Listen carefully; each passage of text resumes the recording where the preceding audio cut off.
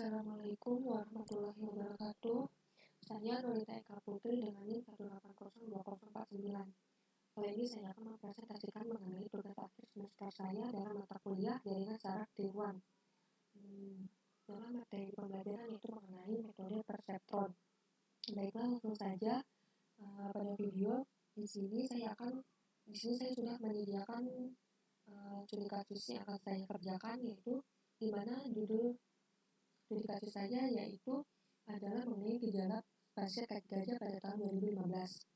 Baiklah, di Excel ini saya sudah menyediakan tabelnya di mana gejala yang diketahui yaitu ada demam yang kita ketahui, yaitu demam ini kita buat dalam X1 atau pola 1.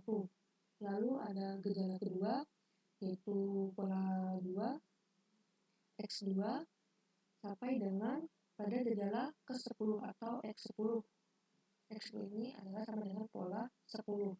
Lalu diketahui targetnya yaitu ada 2, di mana untuk kasus yaitu kita buat yaitu Y1, untuk target kedua yaitu klinis kita buat Y2. Lalu jumlah datanya yaitu ada 15. Lalu dari soal diketahui yaitu ada bobot awalnya sama dengan 0, base awalnya sama dengan 0, learn tadinya adalah 0, fungsi aktivasinya bernilai 1 jika netnya besar dari 0 dan bernilai 0 jika netnya kecil dari 0. Lalu hasil aktivasinya sama dengan 1. Lalu langkah penyelesaian pertamanya kita buat adalah arsitektur jaringan saraf tiruannya.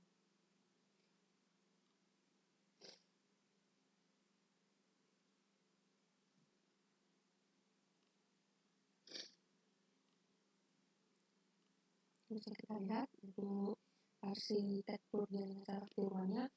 Di sini ada diketahui gejala 1, yaitu X1 ini atau pola 1-nya, di mana pada pola 1 atau X1 ini diketahui ada bobot 1 dan bobot 2. Begitupun untuk pola selanjutnya diketahui yaitu bobotnya yaitu ada 2, ini dan ini. Lalu ada bias ditandai dengan bias berwarna merah ini, di mana biasnya yaitu ada 2, yaitu bias 1 dan bias 2. Lalu ada juga target. Untuk target pertama yaitu Y2 dan target pertama yaitu Y1 yang ditandai dengan garis berwarna hijau ini. Lalu ada target kedua yang ditandai dengan garis berwarna biru ini. Lalu langkah selanjutnya yaitu kita penyelesaian menggunakan software MATLAB. Di sini saya sudah menyiapkan softwarenya.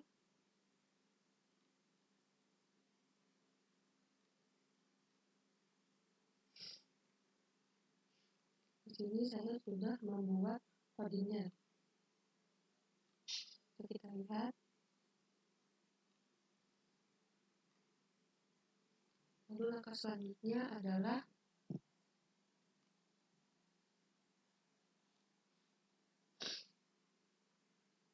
kita running.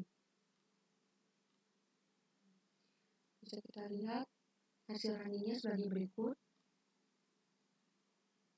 Ini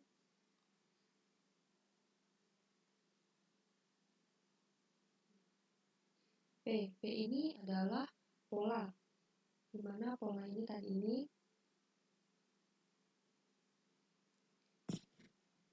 kita rumus ini tadi, di mana pola yang kita pola dari data kita yaitu ada 10,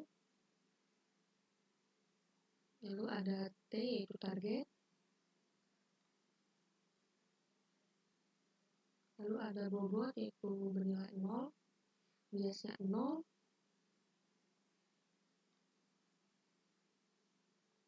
bisa kita lihat hasil akhirnya atau A-nya yaitu ada kolom 1, 13, yaitu 1 semuanya. Dan kalau ke-14 kalau ke-15 nya yaitu 1 juga, dimana pola 1 yaitu bernilai 1, pola 2 yaitu nilai 1.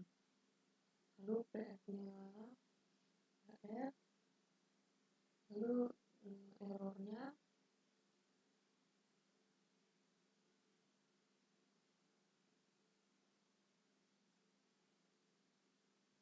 yang bisa kita lihat itu performanya yaitu dapat hasilnya yaitu 0,3333. Di sini karena performanya yaitu mendekati 0, maka langkah selanjutnya adalah kita membuat koreksi atau perbaikan bobot dan biasnya. Rumusnya sebagai berikut ini.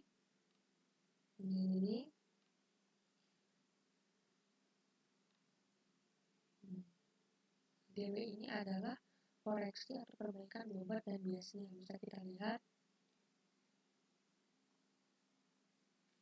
untuk koreksi atau perbaikannya yaitu pada pola pertama yaitu min 6 dan 0, pada pola keduanya yaitu min 2 0, pola ketiga min 1 0, pola keempat 0 0, pola kelima min 3 0, pola keenam min 10 0, pola ketujuh min 6 0, pola ke-8 min 1 0, pola ke-9 min 1 0, dan pola ke-10 nya 0 dan 0.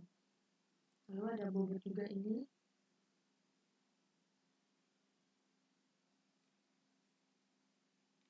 Lalu kita enter lagi. Maka didapatkanlah grafiknya sebagai berikut. Dari grafik ini bisa kita lihat performanya sama dengan 0,3333 dan goalsnya 0,001. Di sini karena performanya 0, ini sudah dianggap benar. Nah, kita mencari performanya yaitu bernilai 0. Jadi kita enter lagi.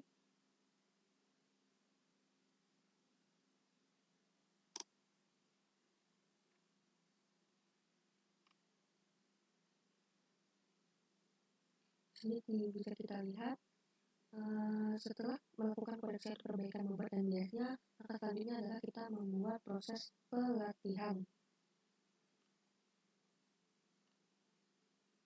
Lalu setelah melakukan proses pelatihan, kita membuat proses pengujian data lama. Di sini pada pengujian data lamanya, saya menggunakan pola per-10 atau X10. Kita lihat ini sama, yaitu ada 111 00 00 1. Pada coding yaitu polanya berbentuk horizontal, maka pada selanjutnya berbentuk vertikal. Lalu ada T-nya diketahui sama dengan 1, 1. Sama ini kita buat T-nya 1, 1.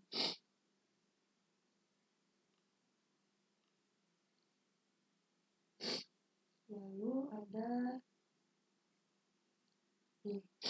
nilai hasil akhirnya atau A-nya ini sama dengan 1. Bisa kita lihat nilai hasil akhirnya atau A-nya ini 1 sama dengan nilai target, yaitu bernilai 1.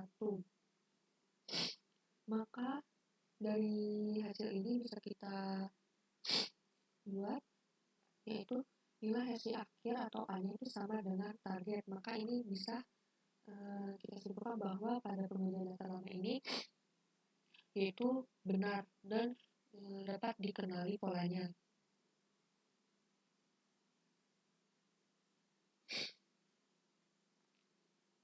Lalu errornya juga 0, performance-nya sama dengan 0. Ini. Maka dari sini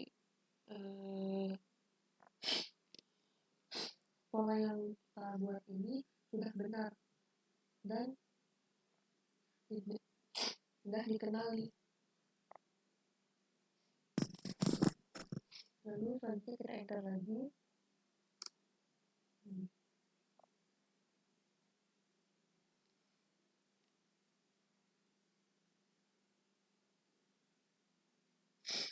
Di sini bisa kita lihat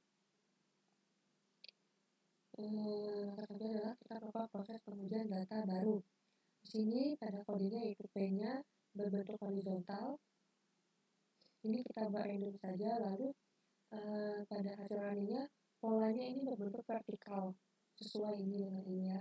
Tapi pada kode berbentuk horizontal maka pada hasil runningnya berbentuk vertikal. Lalu kita scroll ke bawah lagi. Nah, bisa kita lihat A-nya ini sama dengan 1,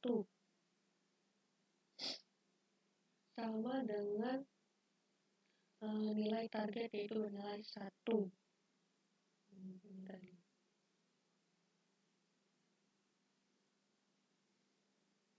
Maka dari pengujian data baru ini nilai A sama dengan nilai target atau nilai hasil akhir itu sama dengan nilai target.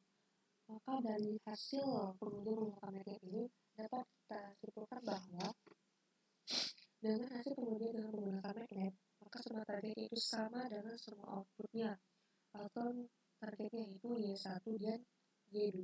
Berarti perseptronnya ini mengenali pola logikanya.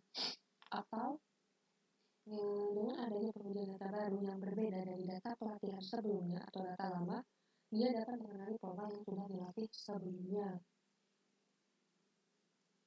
Sekian mengenai presentasi saya akhiri. Wassalamualaikum warahmatullahi wabarakatuh.